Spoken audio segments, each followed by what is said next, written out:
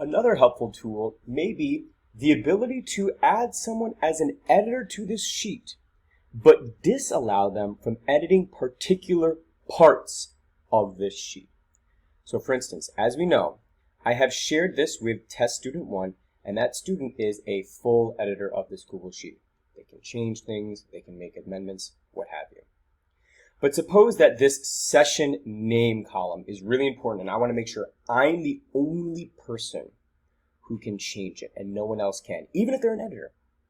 I'm going to highlight whatever cell, columns, rows, sheets, whatever it may be, in this case, column E. I'm going to click on Data, and I'm going to click on Protected Sheets and Ranges. Now, automatically, the range in question, column E, has been updated so that it knows what I'm talking about because I highlighted it beforehand. I can enter a description, in this case, nothing particularly original, and I'm going to click on Set Permissions. Now, as of now, anyone who's an editor can edit, but I can decide, you know what? Test student 1, you may not edit this particular range, in this case, column E. Only the owner, only I can in this case. Not only that, what would you like to happen? Would you like to show a warning when someone tries to edit this range, but they're still allowed to? Or do you want to straight up restrict them? You cannot edit it.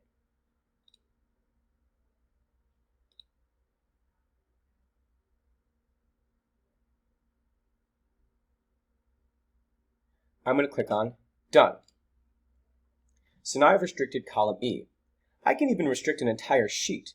Down here, the basic calculations sheet, clicking on the sheet, has some information there. We'll attend to that later. And this little caret will allow me to protect the sheet. So I'll click on Protect Sheet. Same thing. You're welcome to name it whatever you'd like. Set permissions. I'm going to restrict it. I could do only me, copy permissions from another range, or in this case, I'm going to do custom again. I'm going to say, this person cannot edit it. Great.